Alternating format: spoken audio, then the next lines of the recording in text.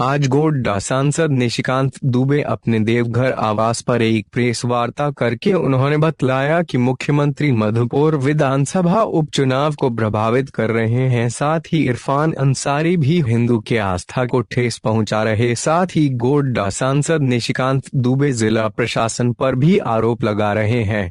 आंधी आए या तूफान, एक भाजपा ही जीतेगी, नरेंद्र मोदी जी के नेतृत्व में ही जीतेगी। और यहाँ चुनाव जो है वो मंत्री को विधायक बनाने का नहीं है, ये चुनाव जो है विधायक के माध्यम से मुख्यमंत्री बाबूलाल मरांडी जी को बनाने का है। इसलिए जब मुख्यमंत्री बनाने की बात आएगी तो जनता मुख्यमंत्री पसंद करेगी, ना कि मंत्री पसंद करेगी। भाजपा जो लोग लगाते हैं वो अपने गिरबान में झांक के देखें ना कि उनके पार्टी में कौन से हैं। हमारे पार्टी में तो आप समझिए लाइन लगी हुई है। प्रमोद महाजन से लेके गोविंदाचार्य तक की लाइन थी। अटल बिहारी वाजपेयी से लेके जो है सुषमा स्वराज, और सुषमा स्वराज से लेके उनके जाने के बाद यदि आज भी बात करेंगे आप तो निर्मला सीतारामन की बात करिए, प्रकाश जावड़ेकर की बात करिए, नितिन गडकरी जी की बात करिए, रमेश पोखरियाल निशंक की बात करिए, हमारे पास देवेंद्र फडणवीस की बात करिए। हमारे पास तो ब्राह्मणों की एक पूरी फौज है। CWC में, कांग्रेस में कितने वर्किंग कमेटी में ब्राह्मण हैं वो बताएंगे क्या? झारखंड मुक्ति मोर्चा का जो पॉलिट ब्यूरो है उसमें एक ब्राह्मण है, ये बताएंगे क्या?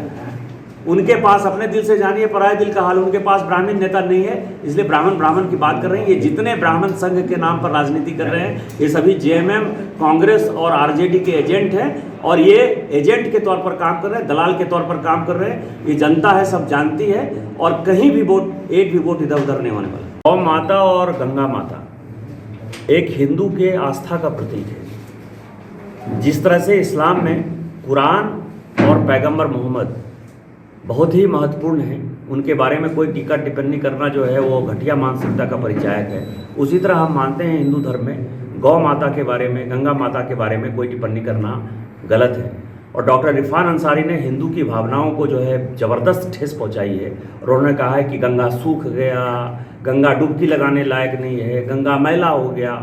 इस तरह के सेंटीमेंट को हर्ट करने की स्थिति में प्रशासन से मैं मांग करता हूं कि उनके ऊपर FIR करना चाहिए, और हिंदुओं को इसका प्रतिकार करना चाहिए कि एक मुसलमान हमारे आस्था को किस तरह से चोट करता है। जैसे हम मुसलमान की आस्था पर चोट नहीं करते हैं, जैसे हम कुरान शरीफ के बारे में कुछ नहीं बोलते हैं, पैगंबर मोहम्मद के बारे में नहीं बोलते हैं, उसी तरह से गौ माता के बारे में और गंगा माता के बारे में बोलने का किसी मुसलमान को अधिकार नहीं है। कि मुख्यमंत्री यहाँ रात में हैं, और रात में यहाँ के DC, यहाँ के SP और वहाँ के जो चुनाव पदाधिकारी हैं SDO और DSP, SDPO, ये सभी जो है रात के अंधेरे में मुख्यमंत्री से मिलते हैं, और रात में मुख्यमंत्री उनको इंस्ट्रक्शन देते हैं चुनाव को कैसे प्रभावित करना है। उस हिसाब से थाने BDO और CO को इंस्ट्रक्शन जाता है।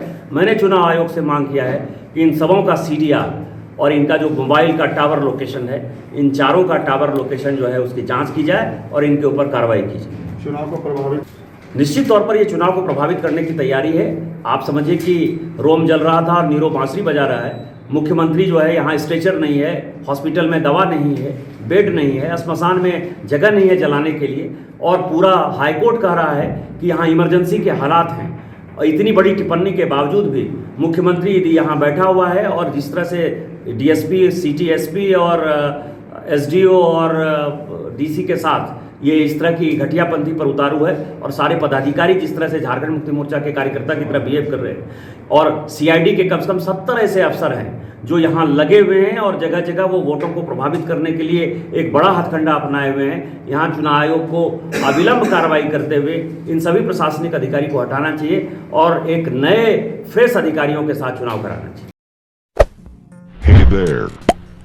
Subscribe to my channel. And also press this bell icon.